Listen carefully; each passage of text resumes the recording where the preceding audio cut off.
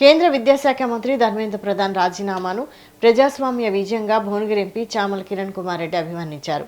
Neat paper leakage అంశంపై గత parliament సమావేశాల్లోనే చర్చ జరగాలని రాహుల్ గాంధీ డిమాండ్ చేశారని తెలిపారు.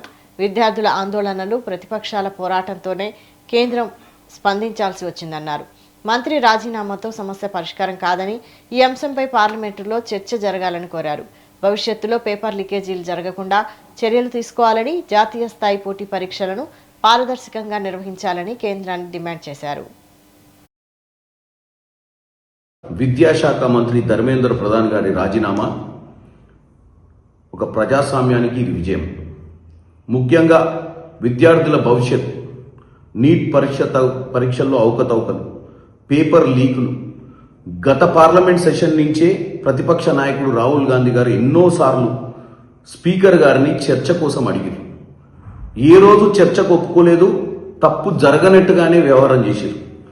ఈరోజు లక్షలాది మంది విద్యార్థులు ఈరోజు ఢిల్లీలో జంతర్ మంతర్కి వచ్చి ప్రభుత్వాన్ని ప్రశ్నిస్తే, ప్రభుత్వాన్ని ప్రశ్నించిన విధానం ఈరోజు రాహుల్ గాంధీ గారు కూడా చివరికి ప్రధానమంత్రి నివాసానికి పోవాల్సినటువంటి పరిస్థితికి తీసుకొచ్చారు.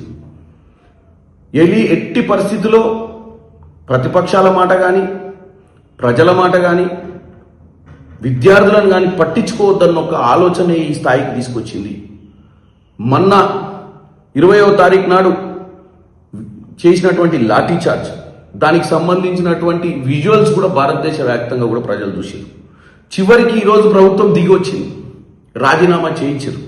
రాజీనామా చేయడం వల్ల ఈ సమస్య పరిష్కారం కాదు. దీని మీద చర్చ కూడా జరగాలి పార్లమెంట్లో. భవిష్యత్తులో ఇలాంటివి ఎప్పుడు జరగకుండా, విద్యార్థుల భవిష్యత్తు ఎప్పుడు కూడా సురక్షితంగా ఉండేటట్టుగా, పరీక్షలు ట్రాన్స్పరెంట్గా జరిగే విధంగా ప్రభుత్వం నిర్ణయాలు తీసుకోవాల్సిన అవసరం ఉంది. ఈ విషయమే కాదు, ఈ ప్రభుత్వానికి అర్థం కావాల్సింది ఏంటంటే, పార్లమెంట్ వేదికగా ప్రజా సమస్యల్ని. విద్యాశాఖ మంత్రి ధర్మేంద్ర ప్రధాన్ గారి రాజీనామా ఒక ప్రజాస్వామ్యానికి ఇది విజయం. ముఖ్యంగా విద్యార్థుల భవిష్యత్, నీట్ పరీక్షల్లో అవకతవకలు, పేపర్ లీకులు గత పార్లమెంట్ సెషన్ నుంచే ప్రతిపక్ష నాయకుడు రాహుల్ గాంధీ గారు